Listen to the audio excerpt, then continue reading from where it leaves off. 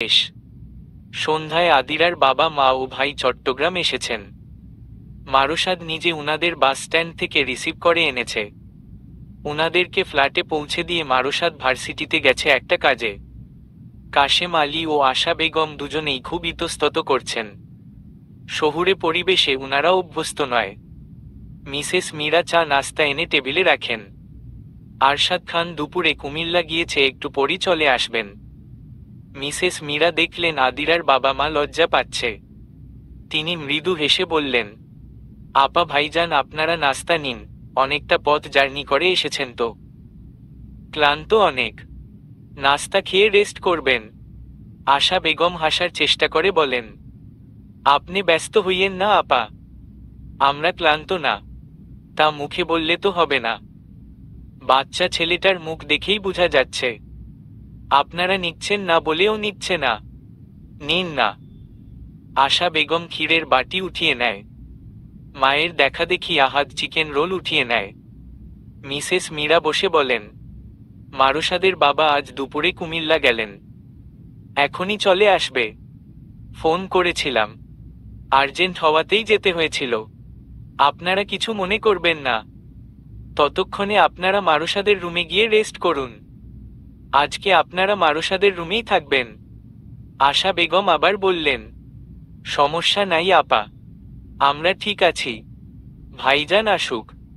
Mrs Meera আর কিছু বললেন না। তিনি উঠে গিয়ে নিজের স্বামীকে কল করলেন। আদিরা মাহির সাথে মাহির ঘরে বসে আছে।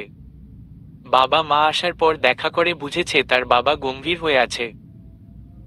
শেষবার গ্রাম থেকে আসার সময় তিনি আদিরাকে যা বলেছিলেন সেসব ওর বারবার মনে পড়ছে।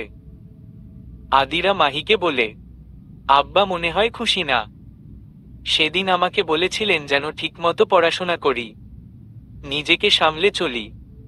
আজকে উনার শক্ত মুখ দেখে আমার ভয় করছে। মাহি চিপস খেতে খেতে ল্যাপটপে কার্টুন দেখছিল।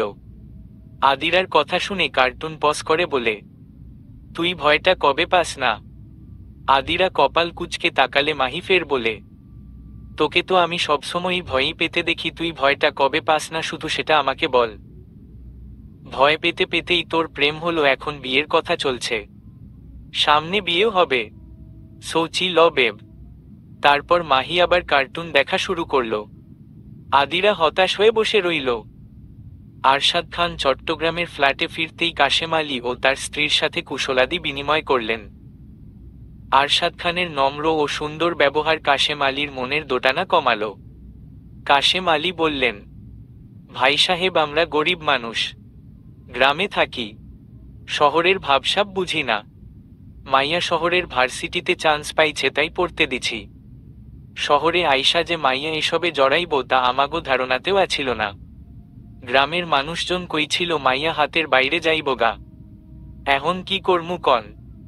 আরশাদ খান হাসলেন, অতঃপর বললেন, ছেলে মেয়েদের একে অপরকে পছন্দ হয়েছে, এখন আমাদের কাজ আমরা দেখে শুনে ওদের বিয়ে দিব। আপনার মেয়ে খুব ভদ্র ও নম্র স্বভাবের মেয়ে, যে কারো নিজের ছেলের জন্য পছন্দ হবে। আজকাল তো এত নরম স্বভাবের মেয়ে খোঁজাও মুশকিল, সেখানে ছেলে যখন খুঁজে এনেছে, আমরা রাজি না হয়ে কিভাবে থাকি? কাশেম আলীর মন থেকে একটা বড় বোঝা নেমে গেল। তিনি বললেন, আপনারা যা বলেন, আমাগো কোনো সমস্যা নাই। আর বিয়ার জন্য কি কি লাগবো আর আপনাগো কি কি দিতে হইব? কাশেম আলী তার কথা শেষ করার আগেই আরশান খান বাধা দিলেন আর বললেন, কিছু লাগবে না। আর আপনারা কেন দিবেন? যৌতুক প্রথা আমরা সাপোর্ট করি না। ইসলামে দেনমোহর দেওয়ার নিয়ম। যৌতুক প্রথা একটা কুপ্রথা, যেটার জন্য অনেক মেয়ের জীবন শেষ হয়ে যায়। কত বাবা মা সবকিছু হারিয়ে বসে, কারণ আপনি কাউকে দিয়ে সন্তুষ্ট করতে পারবেন না, দিলেই চাইবে। কিন্তু দেনমোহর বিয়ের সময় নির্ধারণ করা হয়, যা সাথে সাথে পরিশোধ করা উচিত। দেনমোহর স্ত্রীর অধিকার, দেনমোহর অবশ্যই পরিশোধ করতে হবে। ইসলামে শরীয়তের বিধান দেনমোহর সর্বনিম্ন 10 দিরহাম। 10 দিরহামের কম পরিমাণে স্ত্রী রাজি হলেও সেটা বৈধ না। সর্বোচ্চ দেনমোহরেরও কোনো বাউন্ডারি নেই। নবীজির স্ত্রী উম্মে হাবিবার দেনমোহর ছিল 4000 দিরহাম। কাশেম আলীর যেন অবাক হওয়া বাকি। এর আগে তিনি যেখানেই মেয়ের বিয়ের কথা তুলেছেন সেখানেই যৌতুকে তার থেকে বাইক, ফ্রিজ, টিভি, খাট, আলমারি এসব তো চেয়েছেই। এখানে আসার পূর্বে কাশেম আলীর আরও একটা ভয় ছিল, যৌতুকে কি চাইবে? বড়লোক ঘর, হয়তো বেশি কিছু চাইবে।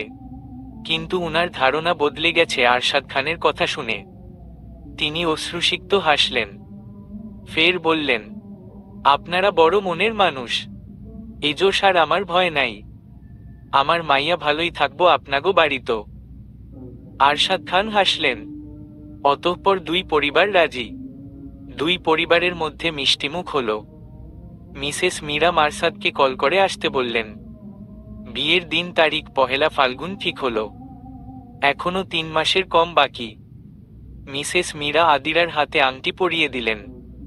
আদিরা মাথায় বড় করে ওড়না দিয়ে লজ্জায় নতমুখে বসে আছে। মাহি ওর পাশে দাঁড়িয়ে সবার আড়ালে ওর হাতে চিমটি কাটে, কানে কানে বলে, ওয়েলকাম ভাবি। আদিরা লাজুক হাসে। কাশেম আলী নিজের আঙুল থেকে আংটি খুলে মারসাদকে পরাতে চাইলে মারসাদ বাধা দেয়, বলে, না আঙ্কেল, আমাকে আংটি পরাতে হবে না। আমি আংটি এমনিও পরি না, ছোট থেকে কখনোই পরিনি, তাই প্লিজ। মারসাদের সাথে আরশাদ খানও তাল মেলালেন। তিনি বললেন, ছেলে আমার ছোট থেকে এসব সহ্য করতে পারে না। বাচ্চাদের গলায় স্বর্ণের চেইন যখন দেওয়া হতো তখনও ওকে পরানো যায়নি। ওর দাদি পরাতে চাইলেই কান্নাকাটি করে অবস্থা খারাপ করে ফেলত। তাছাড়া পুরুষদের জন্য স্বর্ণ পরা হারাম। কাশেম আলী মৃদু হাসলেন, আংটিটা আশা বেগমের কাছে দিয়ে দিলেন। পরের দিন দুপুরের পর আদিরার বাবা মা গ্রামে যেতে রওনা হলেন। আদিরা ও মারসাদ উনাদেরকে বাসে উঠিয়ে দিয়ে দাঁড়িয়ে আছে। বাস ছাড়ার আগে আহাদ জানালা দিয়ে হাত নাড়িয়ে টাটা দিচ্ছে। আদিরা চোখ মুছে নিজেও বিদায় জানায়। তারপর বাস ছেড়ে দিলে আদিরা মারসাদকে বলে, আপনি এখানে একটু দাঁড়ান, আমি আসছি। এই বলে আদিরা একদিকে যাচ্ছে তখন মারসাদ ওর হাত ধরে আটকে প্রশ্ন ছুড়ে, দাঁড়াবো মানে? কোথায় যাচ্ছ? দাঁড়ান তো, আমাকে ফলো করবেন না, একটু দাঁড়ান। তারপর আদিরা চলে গেল। প্রায় 15 মিনিট পর সে ফিরে আসে। মারসাদ শুধায়, কোথায় গিয়েছিলে? পরে বলবো, চলুন পতেঙ্গাতে যাই। এখন? হুম চলুন। আদিরার হঠাৎ স্বভাব বিরুদ্ধ কাজে মারসাদ হতবাক। তারপর মারসাদ একটা সিএনজি ঠিক করে। সিএনজি করে দুজনে রওনা করে। পতেঙ্গাতে পৌঁছে দুজনে সাগরের পাড়ে দাঁড়ায়। পশ্চিম আকাশ রক্তিম আভায় আচ্ছন্ন। গোধূলির সময়। আদিরা ব্যাগ থেকে একটা ঘড়ির বক্স বের করে মারসাদকে দিয়ে বলে, এটা আপনার জন্য। মারসাদ বক্সটা নিয়ে বলে, ঘড়ি কেন কিনেছ? মা বলেছে। আপনি ঘড়ি তো পরেন, তাই মা আমাকে বলেছে যেন আপনাকে ঘড়ি কিনে দেই। মাহি বলেছিল আপনি কোন কোন ব্র্যান্ডের ঘড়ি পরেন, তারপর কিনে আনলাম। অযথা টাকা খরচ করেছ। আমার ঘড়ির কালেকশন এত যে ওখানের সবগুলোই এখনো পরা হয়নি। আদিরা মারসাদের হাত শক্ত করে ধরে চোখে চোখ রেখে বলে, এটা পরবেন। আমি জানি আপনি এটা প্রায় প্রায় পরবেন। মারসাদ হাসে। প্রত্যুত্তরে আদিরাও হাসে। তারপর দুজনে সমুদ্রের দিকে চেয়ে সূর্যের সমুদ্র গর্ভে বিলীন হওয়া দেখছে। দেখতে দেখতে ফেব্রুয়ারি মাস। প্রকৃতিতে এখনো শীতের আবহ থাকলেও মাঘ মাসের আজই শেষ দিন। আদিরার আজ গায়ে হলুদ। সাবিহা, রিন্তি, সুমি, মৌমি রাত্রিরা আজকে সকালেই আদিরার গ্রামে এসে পৌঁছেছে। ওরা এখন আদিরার রুমে বিশ্রাম করছে। বিকেল হতেই আত্মীয় স্বজনরা আসছে। গ্রাম্য পরিবেশে আদিরাদের আশেপাশের বাড়ির মহিলারা হলুদ মেহেদি বাড়ছে। সেই সাথে সন্ধ্যায় সবার জন্য খিচুড়ি রান্নার প্রস্তুতি চলছে। মুরগি, গোশত ও সবজি দিয়ে এই খিচুড়ি রান্না হবে। খিচুড়িতে মাখা মাখা একটা ভাব থাকবে। শীতের বিকেল নিতান্ত ছোটই হয়। দেখতে দেখতেই সন্ধ্যা নেমে যাচ্ছে। মৌমি আদিরার ঘরের দরজার কাছে দাঁড়িয়ে সবার তোড়জোড় দেখছে। সেই গ্রামের বিয়ের পরিবেশ আগে কখনো দেখেনি। রিন্তি এসে মৌমির পাশে দাঁড়িয়ে বলে, কত সুন্দর লাগছে তাই না আপু? হ্যাঁ, আমার এর আগে গ্রামে কোনো বিয়ে খাওয়ার অভিজ্ঞতা নেই, তবে আম্মুর কাছে শুনেছি অনেক সুন্দর হয়। আশেপাশের বাড়ি ঘরের মানুষজন এসে স্বেচ্ছায় কাজে হাত লাগায়। আমি আমার আব্বুর খালাতো ভাইয়ের বিয়ে খেয়েছি গ্রামে, তখন 7 বছরের ছিলাম। সন্ধ্যা হলেই দেখবে সবাই কিভাবে মেহেদি ও হলুদ নিয়ে বসে। আমরা কিন্তু আদিরার হাতে ডিজাইন করে মেহেদি দিব বলে চট্টগ্রাম থেকেই সব প্রিপারেশন নিয়ে এসেছি। হ্যাঁ হ্যাঁ। আন্টিকে বলেছ? বলেছি, আন্টি রাজিও হয়েছে। আন্টি বলেছেন রাত 9টার পর আন্টি আর কাউকে আদিরার রুমে হলুদ লাগাতে ঢুকতে দেবেন না, তখন আমরা মেহেদি দিতে বসব। আচ্ছা, তাহলে ভালোই হয়। কিছুক্ষণ পর মাগরিবের আজান হতেই রিন্তি ও মৌমি ঘরের ভেতরে যেতে নিলে একটা মেয়ে ওদেরকে এক প্রকার ধাক্কা দিয়ে আদিরার ঘরের ভেতর প্রবেশ করে। রিন্তি ও মৌমি অবাক হয়ে তাকালেও মেয়েটি পাত্তা না দিয়ে আদিরার সামনে গিয়ে রূঢ় স্বরে বলতে শুরু করে, শেষে শহরের ছেলে পটাইলা।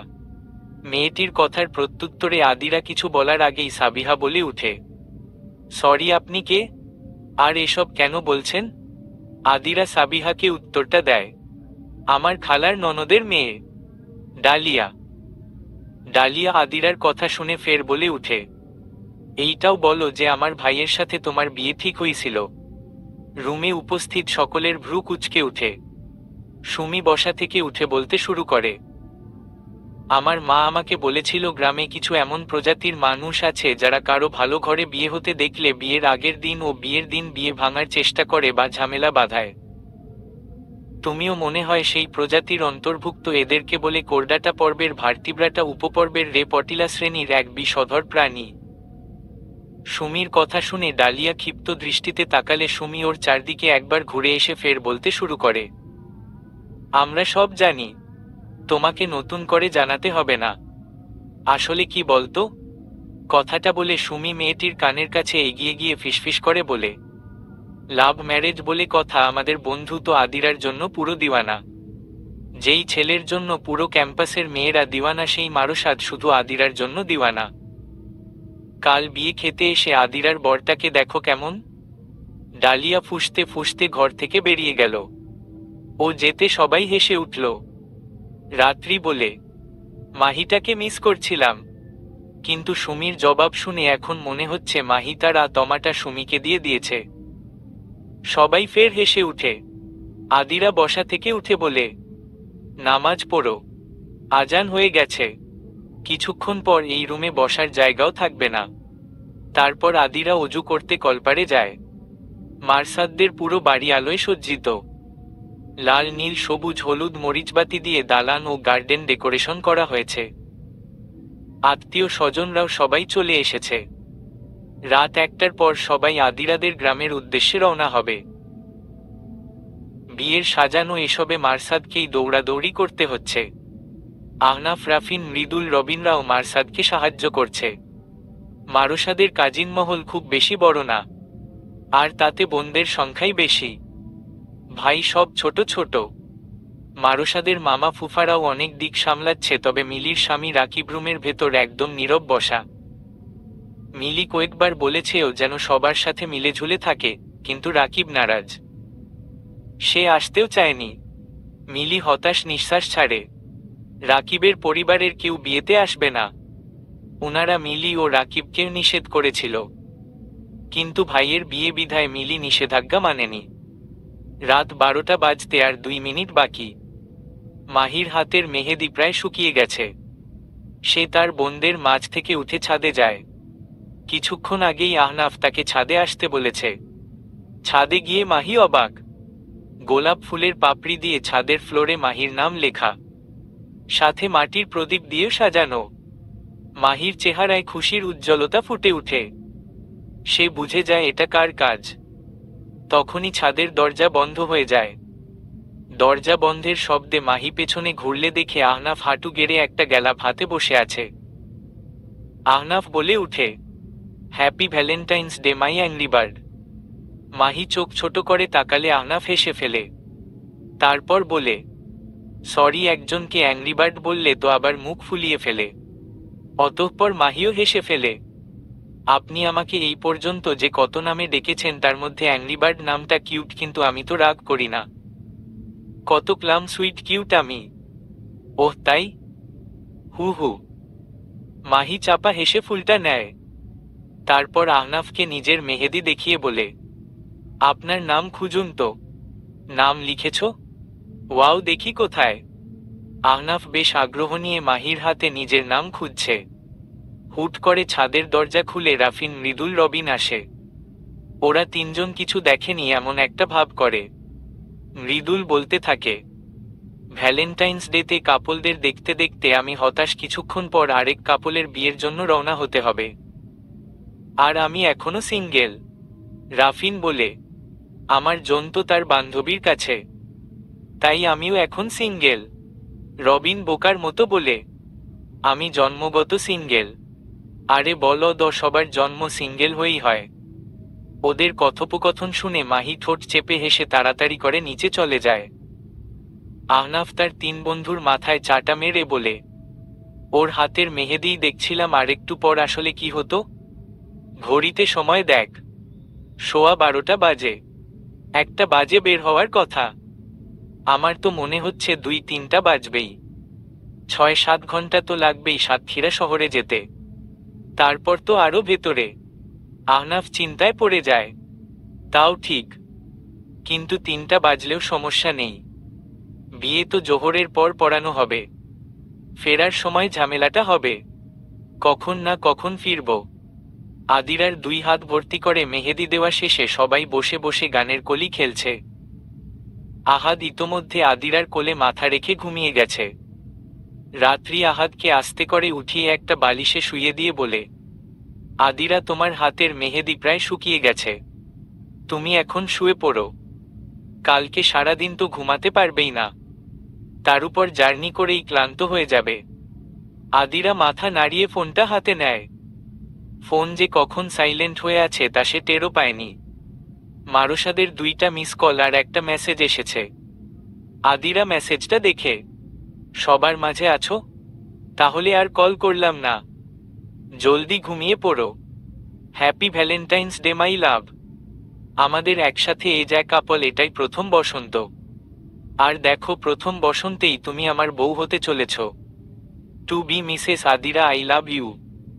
মেসেজটা পড়ে আদিরা লাজুক হাসে। তারপর ফিরতি মেসেজ লিখতে নিয়েও থেমে যায়। একেবারে কালকে মারসাদকে জবাব দিবে ভেবে ফের লাজুক হেসে ফোন রেখে শুয়ে পড়ে।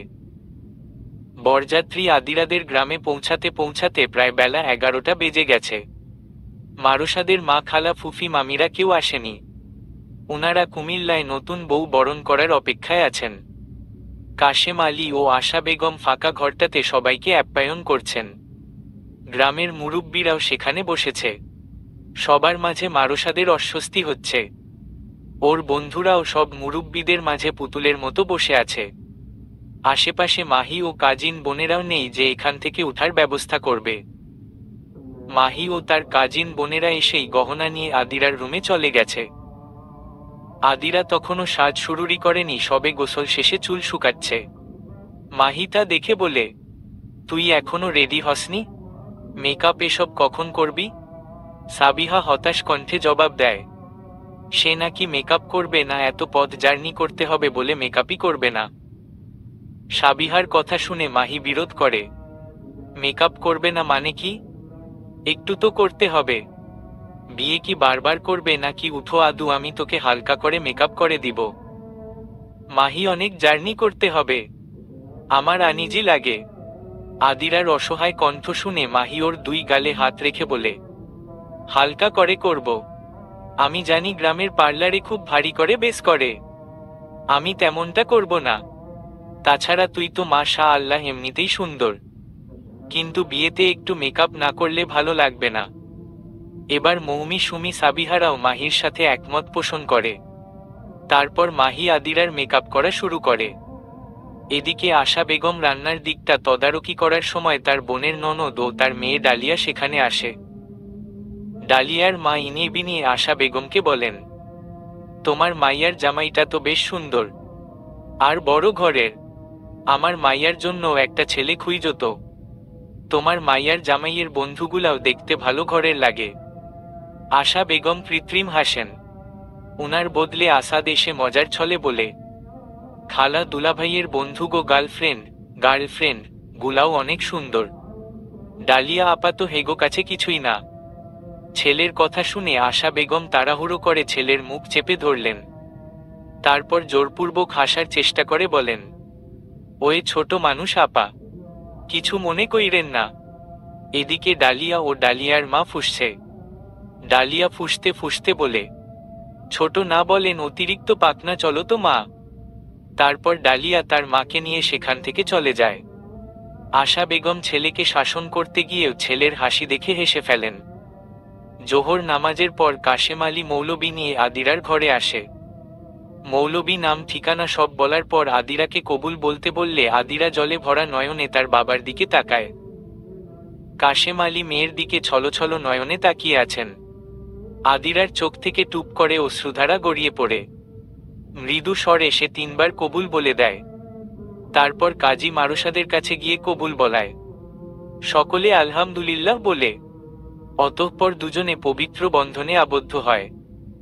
দুপুর 3:30টার পর আদিরাকে নিয়ে মারসাদরা কুমিল্লার উদ্দেশ্য রওনা হওয়ার জন্য প্রস্তুত। অনেক দূর যেতে হবে বলে বেশি দেরি করছে না। বিদায়ের সময় আদিরা খুব কাঁদছে। নিজের বাবা মা ও ভাইকে ছেড়ে সে যেতেই চাইছে না। কেঁদে কেটে চোখ মুখে লাল করে ফেলেছে। তারপর মাহিরিনতি ওরা আদিরাকে খুব বুঝিয়ে গাড়িতে বসায়। মারুসাদ গাড়িতে বসে ক্রন্দনরত আদিরা হাত ধরে ওর মাথা নিজের কাঁধে এলিয়ে দেয়। অতঃপর ওদের গাড়ি ছুটে চলে নতুন ভবিষ্যতের উদ্দেশ্যে। নতুন বউ নিয়ে কুমিল্লায় পৌঁছাতেই রাত প্রায় 11টা। সবাই খুব ক্লান্ত। মারুসাদের ফুফি মামিরা আদিরাকে দেখার পর মিসেস মীরা আর দেরি না করে মারুসাদ ও আদিরাকে ওদের রুমে পাঠিয়ে দেন। তারপর মাহিকে দিয়ে ওদের জন্য খাবার ঘরেই পাঠিয়ে দেন। মারুসাদের রুমটা ফুলে ফুলে সজ্জিত। গোলাপ ও রজনীগন্ধার ঘ্রাণে মৌ মৌ করছে পুরো রুম জুড়ে। মারুসাদ প্রথমে ফ্রেশ হয়ে আসে। তারপর আদিরাকে ফ্রেশ হতে পাঠায়। আদিরা ভারী শাড়ি বদলে একটা সুতি লাল রঙের 3 পিস পরে আসে। মারুসাদ ওর দিকে তাকিয়ে মুচকি হেসে বলে, এসো খেয়ে নাও। আমার খেতে ইচ্ছে করছে না। একটু খাও। এতটা পথ জার্নি করে এসেছো, না খেয়ে ঘুমালে এখন তোমার শরীর খারাপ করবে। আমি খাইয়ে দিচ্ছি। মারুসাদ ওকে খাইয়ে দিবে কথাটা শুনে আদিরা অবাক হয়। ঠায় দাঁড়িয়ে থাকলে মারুসাদ ওর হাত ধরে এনে সোফায় বসায়। তারপর খাবারের লোকমা তুলে খাইয়ে দেয়, সাথে নিজেও খায়। মারুসাদ বলে, আমি এর আগে মাহি ছাড়া আর কাউকে খাইয়ে দেইনি। মাহি ছোট থাকতে আমার হাতে খাবে বলে বায়না করত। ও কলেজে যাওয়া অবধি হাতে গোনা হয়তো কয়েকবার শুধু নিজের হাতে খেয়েছে। আর বাকি সব দিন দাদি মা বাবা আপিলি ও আমি খাইয়ে দিতাম। তারপর আমি চট্টগ্রাম চলে যাওয়ার পর আর সেই সুযোগ হয়নি। আজ এত বছর পর আমি কাউকে মুখে তুলে খাইয়ে দিচ্ছি। আদিরা মৃদু হাসে। অতঃপর ওরা খাওয়া দাওয়া শেষ করে ব্যালকনির দোলনায় গিয়ে বসে। দুজনে একসাথে আধার আকাশে শুভ্র চাঁদটাকে দেখছে। মারুসাদ মোবাইলে সময় দেখে 12টা বাজতে আর 6 মিনিট বাকি। মারুসাদ বলে, একটু বসো, আসছি আমি। তারপর মারুসাদ উঠে রুমে চলে গেল। আদিরা আকাশের দিকে চেয়ে মুচকি হাসছে। আজ তার ভালোবাসা পূর্ণতা পেয়েছে। মারুসাদ তার কাছে চাঁদের মতো। ছোটবেলায় শুনেছে সবাই চাঁদ ছোঁয়ার ক্ষমতা রাখে না। চাঁদ দূর আকাশেই সুন্দর। সৌভাগ্যবানেরাই চাঁদের সান্নিধ্য পায়। কিন্তু আদিরার এখন মনে হচ্ছে সে সেই সৌভাগ্যবতীদের মধ্যেই একজন। মিনিট খানেক পর মারুসাদ এসে হাজির। তার হাত পেছনে আড়াল করা। হুট করে সে হাঁটু গেড়ে বসে পড়ে। আদিরা অবাক হয়ে যায়। মারুসাদ হাতটা সামনে এনে বক্সটা খুলে। সেখানে একটা পাতলা চেইনের গোল্ড ফ্লোরাল ব্রেসলেট। মারুসাদ বলে, ভালোবাসা দিবস ও বসন্তের শুভেচ্ছা মিসেস আদিরা। আমার জীবনে অনাগত সব বসন্তে আমি শুধু তোমাকেই চাই। তোমার সাথে আমি বৃদ্ধ হতে চাই। ভালোবাসি। আদিরা লাজুক হেসে মারুসাদের সামনে 2 হাঁটু গেড়ে বসল। তারপর মারসাদকে অবাক করে দিয়ে তাকে জড়িয়ে ধরল। কানের কাছে রিনরিন স্বরে বলল, আমিও ভালোবাসি। মারুষাদের ঠোঁটের কোণে প্রশান্তির হাসি। সে আদিরার কপালে ওষ্ঠ ছুঁয়ে ওকে নিয়ে উঠে দাঁড়ায়। তারপর চট করে আদিরাকে কোলে তুলে রুমের দিকে হাঁটা ধরে। আদিরার নাকে নাক ছুঁয়ে বলে, সুন্দর রাতটাকে আরো সুন্দর করি। আদিরা লজ্জায় মারুষাদের বুকে মুখ লুকায়। অতঃপর বসন্তের প্রথম রাজন ভালোবাসায় আচ্ছন্ন। 6 বছর পর আদিরা এখন একটা কলেজে কেমিস্ট্রির লেকচারার হিসেবে জয়েন করেছে। সবে 1 মাস হলো সে জয়েন করেছে। অনার্সের পরপরই বিসিএস দিয়েছে। 2 বার বিসিএস দিয়ে দ্বিতীয়বার সে শিক্ষা ক্যাডারে বিসিএস ক্যাডার হয়েছে। এরই মধ্যে সে মাস্টার্সও শেষ করেছে। সবকিছুতে মারুষাদ ও তার 2 পরিবারের সাপোর্ট ছিল। সবার সাপোর্টে ও নিজ যোগ্যতায় সে এত দূর আসতে পেরেছে। কলেজে জয়েন করার পর আদিরা তার বাবা মা ভাইকে কুমিল্লায় নিয়ে এসেছে। একটা ফ্ল্যাট ভাড়া করে সে নিজের খরচে নিজের বাবা মা ও ভাইকে রাখছে। আজ মারুষাদ ও আদিরার ষষ্ঠী বিবাহবার্ষিকী। বছরের প্রথম বসন্তের বিকেল। বাড়ির লনে আদিরা, মিসেস মীরা, মিলি ও মাহি বসে চা খেতে খেতে গল্প করছে। আদিরার দৃষ্টি বারবার গেইটের দিকে। মারুষাদ আসছে কিনা তা দেখছে। আদিরার এই অস্থিরতা কারো নজরকে ফাঁকি দিতে পারেনি। মাহি বলে, আদু, তুই যেভাবে দাভাইয়ের জন্য অপেক্ষা করছিস দেখে মনে হচ্ছে তোদের নতুন বিয়ে হয়েছে। নতুন বউ তার স্বামীর জন্য অধীর আগ্রহে পথ চেয়ে আছে। আদিরা হাসে। মিলি মাহির মাথায় একটা টোকা দিয়ে বলে, অথচ তোর উচিত আহনাফের জন্য এভাবে অপেক্ষা করা। মাত্র 1.5 মাস হলো তোদের বিয়ের। মাহি মাথা ডলতে ডলতে বলে, উনার সাথে আমি রাগ করেছি। আমাকে আইসক্রিম খেতে দিচ্ছে না। বিয়ের আগেই এই লোক ভালো ছিল, এখন আমার পছন্দের খাবারে নিষেধাজ্ঞা জারি করে। মাহির কথা শুনে সবাই হেসে উঠে। তখন গেট দিয়ে মারুষাদের গাড়ি ঢোকে। মাহি বলে, এই নাও। বলতে বলতে 2 বন্ধু চলে এসেছে। গাড়ি থেকে মারুষাদ ও আহনাফ নামতেই 2টো বাচ্চা দৌড়ে যায় ওদের দিকে। মিলির 7 বছরের ছেলে মাহির ও মারুষাদ আদিরার 3 বছরের মেয়ে মাদিহা। মাদিহা ছুটে সবার আগে তার বাবার কোলে উঠে। মারসাদও মেয়েকে পরম আদরে আগলে নেয়। মাদিহা আধো স্বরে বলে, বাবা চকলেট চকলেট। মারুষাদ মেয়ের গালে আদুরে চুমু এঁকে হাতে থাকা প্যাকেট থেকে চকলেট বের করে মেয়েকে ও মাহিরকে দেয়। আহনাফও ওদের দুজনকে চকলেট দেয়। তারপর মারুষাদ মাদিহাকে কোলে নিয়ে ও আহনাফ মাহিরের হাত ধরে মাহি আদিরাদের দিকে যায়। আহনাফকে দেখে মাহি মুখ মুচি দিয়ে অন্যদিকে ফিরে। আহনাফ তা দেখে হেসে পকেট থেকে ডেইরি মিল্ক সিল্কের সবচেয়ে বড় সাইজের চকলেটটা বের করে মাহির সামনে রাখে। চকলেট দেখে মাহি মনে মনে বেশ খুশি হলেও রাগ করে থাকার ভান করে চকলেটটা নিয়ে চুপ করে থাকে। মিসেস মীরা মেয়েকে বলেন, আহনাফ তোর জন্য চকলেট আনলো, তারপরও এভাবে আছিস? যা, ওকে নিয়ে রুমে যা। ওর কি লাগবে দেখ। তুমি মেয়ের থেকে জামাইয়ের বেশি কেয়ার করো, ভাল লাগে না। বলেই মাহি উঠে গেল। সবাই ওর কথা শুনে আবারও হেসে উঠল। আহনাফ শাশুড়িকে সালাম দিয়ে বউয়ের পেছনে পেছনে গেল। এদিকে মারুষাদ রুমে গিয়ে ঘড়ি বেল্ট খুলে শার্টের বোতাম খুলছে, তখন আদিরা ফ্লাস্ক থেকে গরম পানি নিয়ে চটপট কফি বানিয়ে মারসাদকে নিয়ে দেয়। মারুষাদ কফির মগ রেখে আদিরার হাত ধরে নিজের বুকের সাথে আগলে নেয়। তারপর বিছানার উপর রাখা প্যাকেটটা থেকে একটা গোলাপ বের করে বলে, হ্যাপি অ্যানিভার্সারি মিসেস। বলতে বলতে কানের পিঠে ফুলটা গুজে দেয়। আদিরা শক্ত করে মারসাদকে জড়িয়ে ধরে প্রত্যুত্তরে বলে, হ্যাপি অ্যানিভার্সারি মিস্টার হাজব্যান্ড। আপনি আমার মনের শহরে প্রথম প্রেম, প্রথম ভালোবাসা। আপনিই আমার পূর্ণতা। তখনই রুমে মাদিহার আগমন ঘটে। বাবা মাকে একসাথে দেখে মাদিহা মুখে হাত দিয়ে হাসছে।